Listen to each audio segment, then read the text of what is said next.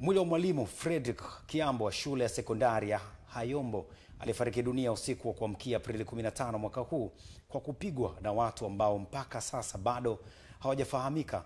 Umezikwa leo katika makaburi ya Farida, kata ya Itezi, jijini Mbeya, huku viongozi wakivitaka vyombo vilivyopewa jukumu la ulinzi na kuokoa kulinda maisha ya mwanadamu viweze kutimiza majukumu yake ili kunusuru na kuwanusuru wananchi wanapopatwa na tatizo. Taarifa ya Kenneth Ngelesi kutoka pale Mbeya inafafanua zaidi.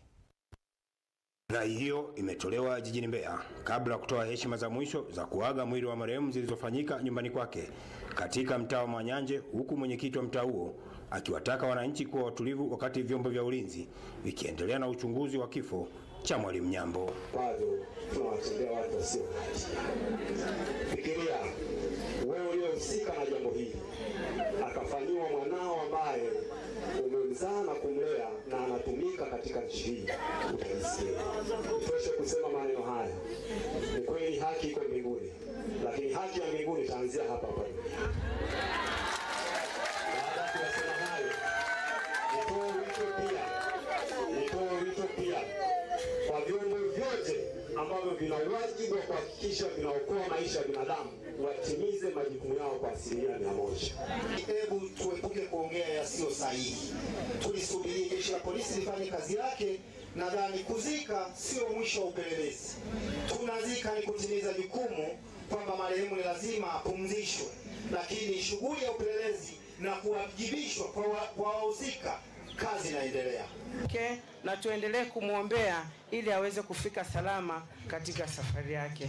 Lakini niseme tu, mwajiri yeye amegharamia gharama ya jeneza kama mnavyoliona hapo, lakini sanda, lakini pia kuhakikisha unapatikana usafiri popote pale ambapo alitakiwa aende mwalimu Fredrick Kiambo aweze kufikishwa na kuweza kulala salama. Msiba huo umehudhuriwa na viongozi wakiwemo wa chama cha walimu Mbeya Jiji CWT pamoja na mkuu wa shule ya Hayombo, diwani wa kata Igawilo Hanandidi, ambao wametumia fursa hiyo kutoa rai kwa vyombo vya ulinzi. Tumepoteza mwanachama hai, mwanachama ambaye alikuwa mstari wa mbele ukitetea chama na kupigania wanachama wenzake. Tunatoa lambilambi zetu, lakini pia tunaomba jeshi la polisi wakati mwingine wawe wanajali mtu anapolipwa kituoni waweze kumsaidia kwa wakati, kwa sababu marehemu alipelekwa usiku, lakini asubuhi ndipo walimpeleka hospitali. Mimi kama kiongozi ninahitaji kwamba jeshi la polisi endapo mtu akifikishwa pale wafanye haraka sana kumpeleka hospitali akahudumiwe, ndio mambo mengine yaendelee.